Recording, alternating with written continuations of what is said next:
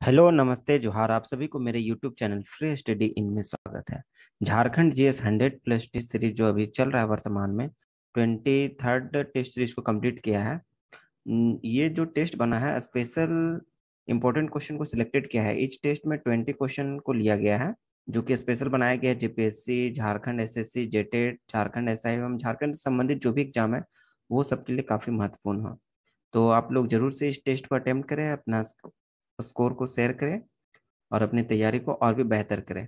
तो चलिए दोस्तों, बिना टाइम वेस्ट किए हम लोग टेस्ट की ओर बढ़ते हैं। तो जैसा कि टेस्ट नंबर 24 आ चुका है, तो फर्स्ट क्वेश्चन की ओर बढ़ते हैं। तो पहला क्वेश्चन कह रहा है, झारखंड सविनय अवज्ञा आंदोलन झारखंड सविनय अवज्ञा आंदोलन के दौरान रांची में स्वदेशी सप्ताह कब मनाया गया था। काफी इंपॉर्टेंट महत्वपूर्ण प्रश्न है ये, क्योंकि सविनय अवज्ञा आंदोलन हमारे भारत में भी हुआ था और उसका प्रभाव हमारे झारखंड में भी पड़ा था। तो रांची से ये प्रश्न है, तो कब मनाया गया था? मार्च 1930, जून 1930, अगस्त 1930, सितंबर 1930। ये ऑप्शन दे रखा है। तो इसके राइट आंसर की बात करते हैं तो इसका राइट आंसर है ऑप्शन नंबर डी, सितंबर 1930। अगर हम लोग सविनय अवज्ञा की बात करते हैं तो ये नमक कानून तथा अन्य कानून को उल्लंघन के कारण ये आंदोलन शुरू हुआ था, और जो स्टार्ट हुआ था ये 6 अप्रैल 1930 को हुआ था। उस दिन नमक तोड़कर नमक कानून को विरोध किया गया था। और जो गांधी जी ने सवज्ञा अवज्ञा आंदोलन का स्टार्ट किया था, जिसमें उन्होंने 78 अनुयायियों के साथ नमक कानून को तोड़ा था, नमक को बनाया था। तो इस तरह ये सविनय अवज्ञा आंदोलन से महत्वपूर्ण प्रश्न बनते हैं। क्वेश्चन नंबर 2 की ओर बढ़ते हैं। सविनय अवज्ञा आंदोलन के दौरान डाल्टनगंज में कांग्रेस का दफ्तर बंद करवाने तथा मुठिया के रूप में एकत्रित अनाज को जब्त करने में ठाकुर भोलानाथ के सहयोग के बदले सरकार ने उन्हें कौन सी पदवी मिली थी। देखिए, काफी लंबा प्रश्न है, और परंतु ये महत्वपूर्ण इसलिए बनता है क्योंकि सविनय अवज्ञा आंदोलन से संबंधित है ये। चलिए ऑप्शन की ओर बढ़ते हैं। तो राय बहादुर, बाज बहादुर, चांद बहादुर, या इनमें से कोई नहीं दे रखा है। तो टू का जो राइट आंसर है ऑप्शन नंबर ए है, Rai Bahadur. Rai Bahadur is the right answer. ये 8 मई 1930 को जब गांधी जी गिरफ्तार हुए थे तो डाल्टनगंज एवं गढ़वा में हड़ताल भी हुआ था। ये 600 संथालों को डुमरी की जनसभा में, जिसको बजरंग सहाय, वल्लभ सहाय, सरस्वती देवी ने संबोधित भी किया था। और साथ ही साथ अगर बात करते हैं हमारे झारखंड में जो प्रभाव पड़ा था, वो है चक्रधरपुर के नेताओं ने जंगल काटकर अपना रोष प्रकट किया था सविनय अवज्ञा आंदोलन के लिए। तो ये कुछ महत्वपूर्ण प्रश्न थे। क्वेश्चन नंबर 3 की ओर बढ़ते हैं। झारखंड में आदिवासी महासभा, काफी महत्वपूर्ण प्रश्न है क्योंकि ये आदिवासी महासभा का गठन से संबंधित है। आदिवासी सभा से संबंधित जो भी प्रश्न बनते हैं वो काफी इंपॉर्टेंट है एग्जाम के पॉइंट ऑफ व्यू से। तो गठन कब हुआ था उसका बारे में पूछ रहा है। ऑप्शन दे रखा है 1932, 1934, 1936, 1938। तो थर्ड का जो राइट आंसर है वो ऑप्शन नंबर डी होगा, 1938, 1938। अगर हम लोग बात करते हैं 1940 को, तो गांधी जी लास्ट बार रांची आए थे। तो चलिए क्वेश्चन नंबर नेक्स्ट की ओर बढ़ते हैं। क्वेश्चन नंबर 4, आदिवासी महासभा के संस्थापक अध्यक्ष कौन थे। देखिए, ये प्रश्न बनता है। अभी यहाँ से आदिवासी सभा का गठन के बारे में प्रश्न बना हुआ था, अब उसके अध्यक्ष के बारे में पूछा है ये प्रश्न। तो ये दोनों प्रश्न ही महत्वपूर्ण है। ऑप्शन दे रखा है सूर्य सिंह बेसरा, सुखदेव महतो, थियोडोर सुरीन, कार्तिक उरांव। तो 4 का जो राइट आंसर है वो ऑप्शन नंबर सी होगा, Theodore Surin. Option number C. तो आदिवासी महासभा के बारे में बात करते तो इसे छोटा नागपुर उन्नति समाज और कैथोलिक सभा तथा किसान सभा के सम्मिलित रूप को दर्शाता है, जिसको बाद में नाम बदलकर छोटा नागपुर आदिवासी महासभा रखा गया। इसका जो उद्देश्य था वो छोटा नागपुर और संथाल परगना को मिलाकर एक अलग राज्य का निर्माण करना था, है ना। तो ये इसका मुख्य उद्देश्य था आदिवासी महासभा का। 1938 में ही अगर हम लोग इसके ऊपर बात करते हैं, 1930 और की बात करते हैं, तो 1938 में स्वामी सहजानंद सरस्वती का संथाल परगना में आगमन भी हुआ था। तो ये इसका जो राइट आंसर है option number Theodore Surin, option number C होगा। क्वेश्चन नंबर नेक्स्ट पढ़ते हैं, 5 नंबर। काफी इंपॉर्टेंट क्वेश्चन है, इसके बारे में मैं पीछे वाले सेशन में बता चुका हूँ, पीछे वाले टेस्ट में। तो चलिए एक और प्रश्न बनता है। 1928 में एम्स्टर्डम ओलंपिक में हॉकी में पहला स्वर्ण पदक प्राप्त करने वाले हॉकी टीम के कप्तान कौन थे? देखिए काफी महत्वपूर्ण प्रश्न है ये। अगर यहाँ पे जयपाल सिंह मुंडा दे रखा है तो इसके लिए इसका जो राइट आंसर होगा ये ऑप्शन नंबर बी होगा। कार्तिक उराव, विनोद बिहारी महतो, थियोडोर सुरीन ऑप्शन दे रखा था। तो जयपाल सिंह मुंडा का ये देखिए यहाँ फोटो है। 1903 से 1970 तक उनका जीवन काल है। और बात करते हैं अगर इनके बारे में कुछ और डिटेल, तो ये राजनीतिक लेखक, संपादक, पत्रकार और टीचर थे। बहुमुखी प्रतिभाशाली थे ये। इनका जो जन्म हुआ था वो खूंटी जिला के, और इन्हें मरण गोमेक भी नाम से भी जाना जाता है। बचपन का नाम बोला जाए तो वेदंत पहान है। और ईसाई धर्म को ग्रहण करने के बाद इनका नाम ईश्वर दास हो गया था। 23 जुलाई 1946 में संविधान सभा के सदस्य भी बने थे। तो ये काफी महत्वपूर्ण प्रश्न है जयपाल सिंह से संबंधित, जयपाल सिंह मुंडा से संबंधित। चलिए क्वेश्चन नंबर 6 पर बढ़ते हैं। आदिवासी महासभा के 1939 ईस्वी में संपन्न द्वितीय अधिवेशन की अध्यक्षता किसने की थी? जो आदिवासी महासभा हुआ था उसका दूसरा अधिवेशन कब हुआ था? 1939 के। तो उसकी अध्यक्षता किसने की थी, ये प्रश्न कह रहा है। ऑप्शन दे रखा है जयपाल सिंह, कार्तिक उरांव, थियोडोर सुरीन, या इनमें से कोई नहीं। तो जो 6 का जो राइट आंसर होगा वो होगा ऑप्शन नंबर ए। तो बहुत इंपॉर्टेंट प्रश्न है क्योंकि जयपाल सिंह मुंडा थे वो आदिवासी महासभा के जो अध्यक्ष चुने गए थे। कौन से, कब चुने गए थे? 1939 में। और कौन से अधिवेशन में? तो द्वितीय अधिवेशन में। क्वेश्चन नंबर 7 की ओर बढ़ते हैं। झारखंड आंदोलन का जन्मदाता किसे माना जाता है? झारखंड आंदोलन के जन्मदाता को किन्हें कहा जाता है? ऑप्शन दे रखा है जस्टिन रिचर्ड, हादर कामिल बुल्के, जे बार्थोलोमन, या ए बी सी और तीनों। तो ये भी एक महत्वपूर्ण प्रश्न है, क्वेश्चन नंबर 7 भी। तो राइट आंसर की बात करते हैं 7 का जो होगा वो होगा option number C. Option number C, J बार्थोलोमन। ठीक है, जे बार्थोलोमन इसका जो राइट आंसर होगा। अगर बात करते हैं जे बार्थोलोमन के बारे में हम लोग, तो ये जो थे ये अपना हजारीबाग के सर कोलंबस कॉलेज में पढ़ाई किए थे। और 1915 में जे बार्थोलोमन के शिक्षक बन जाने के कारण इन्हें विद्यार्थी परिषद से निकाल दिया गया था। तब जाकर विद्यार्थी परिषद का नाम बदल कर क्या हो गया? छोटा नागपुर उन्नति समाज। तो ये थे कुछ जे बार्थोलोमन के बारे में। चलिए क्वेश्चन नंबर 8 की ओर बढ़ते हैं हम लोग। क्वेश्चन नंबर 8 कह रहा है तिलका मांझी को संयुक्त बिहार के किस जिले में फांसी दी गई थी? बार बार रिपीटेड क्वेश्चन है, टेस्ट में भी आप लोग देखे होंगे, इस तरह के प्रश्न मैं करवा चुका हूँ। तो इसका जो राइट ऑप्शन, चलिए ऑप्शन की ओर बढ़ते हैं हम लोग। तो ऑप्शन दे रखा है हमारा रांची, भागलपुर, रामगढ़, पलामू। तो राइट आंसर जो होगा ऑप्शन नंबर बी होगा, भागलपुर। किस जिले में फांसी दी गई थी? भागलपुर जिले में फांसी दी। अगर फिर से पुनः डिटेल थोड़ा कुछ बतला देता हूँ तिलका मांझी के बारे में। तो ये 1773 और 1785 के समय का बात है। ऑगस्टम क्लीवलैंड के दमन के विरोध में ये विद्रोह हुआ था।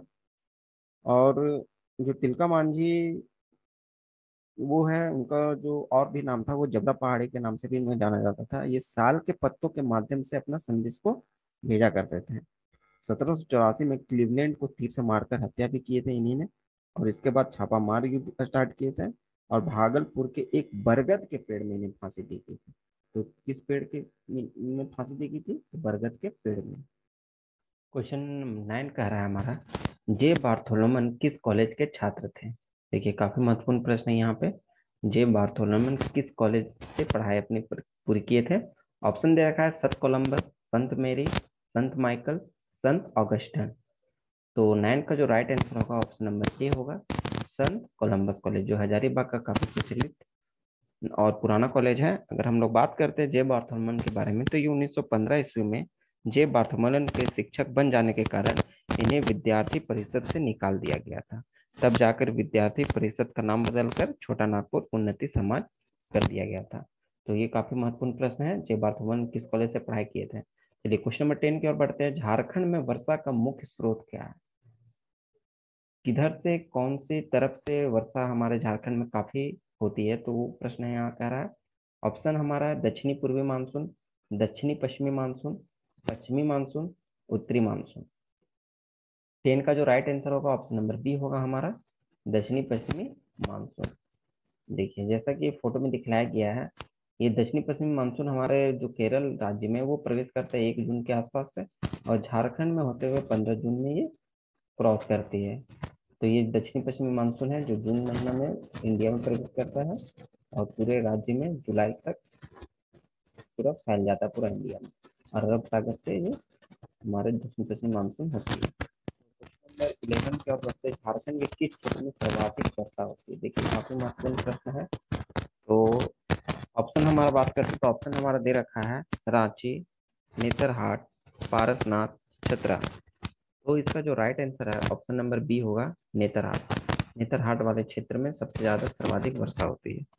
नेतरहाट है वो झारखंड का मसूरी भी कहा जाता है और छोटा नागपुर की रानी भी कहा जाता है। नेतरहाट विश्वविद्यालय यहीं पे है। मंगोलियन पॉइंट भी स्थित है नेतरहाट में ही। क्वेश्चन नंबर 12 पर बढ़ते हैं। झारखंड की सबसे बड़ी व लंबी नदी कौन सी है? ये काफी महत्वपूर्ण प्रश्न है, बार बार मैं इसे करवा चुका हूँ। सबसे बड़ी व लंबी नदी यहाँ बात किया जा रहा है वो भी झारखंड का है। अगर भारत की सबसे बड़ी बात करते हैं तो गंगा नदी हो जाती, लेकिन यहाँ झारखंड की बात की जा रही है। तो ऑप्शन दे रखा है गंगा, स्वर्ण रेखा, दामोदर, उत्तरी कोयल। तो जो राइट आंसर होगा ऑप्शन नंबर सी होगा दामोदर नदी। अगर दामोदर नदी की बात करते हैं तो इसे देवनद भी कहा जाता है। ये चतरा, हजारीबाग, रामगढ़, बोकारो और धनबाद होते हुए वेस्ट बंगाल में जाके गिर। क्वेश्चन नंबर 13 हमारा कह रहा है दामोदर नदी की लंबाई झारखंड में कितनी है? जो झारखंड में बहती है दामोदर नदी वो कितनी लंबाई कितनी दूरी तय करती है? ऑप्शन दे रखा है 285 किलोमीटर, 290 किलोमीटर, 295 किलोमीटर या 300 किलोमीटर। तो 13 का जो राइट आंसर है वो ऑप्शन नंबर बी होगा 290 किलोमीटर। 290 किलोमीटर की दूरी झारखंड में ही केवल तय करती है। अगर बात करते हैं तो ये वेस्ट बंगाल में जाते हुए अरब सागर में ये बंगाल की खाड़ी में मिल जाती है और इसे बंगाल का शोक के नाम से भी जाना जाता है। हाइड्रो पावर प्लांट इसमें स्थित है। Maithon Panchet Tilaiya thermal power plant भी है। और डैम अगर बात करते हैं तो कोनार पंचेत तिलैया डैम है। ठीक है, तो ये कुछ इंपॉर्टेंट पॉइंट था दामोदर नदी बेसिन से संबंधित। क्वेश्चन नंबर 14 हमारा कह रहा है सेम है दामोदर नदी से प्रश्न। दामोदर नदी कहाँ से निकलती है? जबकि जो प्रश्न है वो कहाँ से निकलती है, पीछे वाले प्रश्न में लंबाई कितनी है और कहाँ से निकलती है ये प्रश्न है, ये भी काफी इंपॉर्टेंट है। तो ऑप्शन दे रखा है लातेहार, गुमला, रांची, साहेबगंज। तो जैसा कि मैं पहले बतला चुका हूँ ये कहाँ से निकलती है, लातेहार से। लातेहार से ये निकलती है। तो इसका जो right answer option number A होगा। चलिए क्वेश्चन नंबर 15 की ओर बढ़ते हैं। झारखंड में कितने कृषि जलवायु प्रदेश है? झारखंड में कितने कृषि जलवायु प्रदेश है? काफी महत्वपूर्ण प्रश्न है ये भी। ऑप्शन दे रखा है हमारा 2, 3, 4, 5। तो 15 का जो राइट आंसर होगा ऑप्शन नंबर बी होगा 3। कितने जलवायु प्रदेश है? 3 जलवायु प्रदेश है। चलिए नेक्स्ट क्वेश्चन की और बात करते हैं। क्वेश्चन 16। झारखंड के कुल कृषि क्षेत्रफल के कितने प्रतिशत भाग पर एक फसली कृषि की जाती है? देखिए अगर जितना भी झारखंड में कृषि क्षेत्रफल है उसके कितने प्रतिशत भाग पर केवल एक फसल की कृषि की जाती है? ऐसे 1988 की के दौरान ये जंगल होना चाहिए हमारे झारखंड में या पूरे देश की बात करते हैं तो प्रत्येक राज्य में 33% उसके क्षेत्रफल का जंगल होना चाहिए। ठीक है, तो ये 1988 में एक प्रावधान निकाला गया था जिसमें ये बात रखी गई थी। तो चलिए इस प्रश्न की ओर बढ़ते हैं। इस प्रश्न का ऑप्शन दे रखा है 34, 36, 38, 40। तो 16 का जो राइट आंसर होगा वो ऑप्शन नंबर डी होगा 14। 40%। जितने भी कृषि क्षेत्रफल है उसके 40% पर केवल एक ही फसल की खेती की जाती है। चलिए क्वेश्चन नंबर 17 की ओर बढ़ते हैं। झारखंड ऊर्जा नीति ये भी महत्वपूर्ण प्रश्न है। कब लागू की गई थी? कब लागू की थी झारखंड ऊर्जा नीति? ऑप्शन दे रखा है 2008, 2010, 2012, 2014। तो 17 का right answer option number C होगा 2012। झारखंड ऊर्जा नीति कब लागू की गई थी? 2012 में। Option number C is the right answer. Question number 18। Jharkhand राज्य जल नीति ये भी महत्वपूर्ण प्रश्न है। कब लागू की गई थी? कब इसको स्टार्ट किया गया था? ऑप्शन दे रखा है 2010, 11, 2012, 2013। तो 18 का जो राइट आंसर है ऑप्शन नंबर बी होगा हमारा 2011 में। देखिए याद करने का एक तरीका भी हो सकता है। जिससे जल पहले झारखंड में प्रवेश किया 2011 में। जल प्रवेश होने के बाद ही हम लोग उससे एक्सपेरिमेंट किए, उसमें कुछ करने के बाद ही हम लोग उससे ऊर्जा प्रदान प्राप्त करना शुरू किए। तो 2012 में इससे ऊर्जा हम लोग निकालना शुरू किए। तो 2011 में जल प्रवेश किया, 2012 में उससे ऊर्जा प्राप्त करना शुरू किए। तो ऐसे आप लोग याद कर सकते हैं रिलेट करके। चलिए क्वेश्चन नंबर 19 कह रहा है, झारखंड के सकल घरेलू उत्पाद में वन क्षेत्र का हिस्सा कितना है? सकल घरेलू उत्पाद में कितना प्रतिशत वन क्षेत्र है? ऑप्शन हमारा 0.5%, 1%, 1.5%, 2%। तो 19 का जो राइट आंसर होगा ऑप्शन नंबर सी होगा, 1.5% इज द राइट आंसर। आज का आखिरी सवाल ये है, झारखंड में स्वच्छ ऊर्जा के विकास के लिए झारखंड नवीकरणीय ऊर्जा विभाग का गठन किस वर्ष किया गया था? देखिए, इंपॉर्टेंट महत्वपूर्ण प्रश्न ये भी।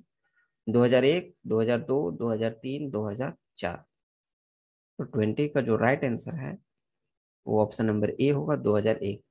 झारखंड नवीकरणीय ऊर्जा विभाग का गठन कब किया गया था? 2001 को। तो इस तरह आज की क्लास में हम लोग मोस्ट इंपॉर्टेंट टॉप 20 प्रश्न देखे सेट 24 के माध्यम से। और जैसा कि मैं बतला देना चाहता हूँ, जो भी अगर JCC सीजन की प्रिपरेशन कर रहे हैं, अगर उनका लैंग्वेज पेपर नागपुरी है तो नागपुरी की भी क्लास करवाई गई है यहाँ पे, जिसमें जो इम्पोर्टेंट बुक है नागपुरी लोक साहित्य डॉक्टर भुवनेश्वर अनुज, उनसे संबंधित जो भी स्टोरी बनते हैं इम्पोर्टेंट, उनको अच्छे तरीके से समझाया गया है, तो आप लोग देख सकते हैं। और नागपुरी सैद्धांतिक व्याकरण का भी क्लास करवाया गया है, ट्रिक के माध्यम से याद करने की कोशिश करवाया गया है। साथ ही साथ वनकेवरा भाग 1 का भी क्लास को वहाँ पे कंप्लीट करवाया गया है। तो इस तरह आप मेरे चैनल से जुड़े रहिए, इसी तरह मैं आपको सारे सिलेबस टॉपिक वाइज को कंप्लीट करवाता रहूंगा। और साथ ही साथ ये टेस्ट को जरूर दें, क्योंकि ये 100+ टेस्ट सीरीज का एक महा मैराथन सीरीज चल रहा है, जिसमें अभी तक हम लोग ने टॉप 23 से सीरीज को कवर किया है।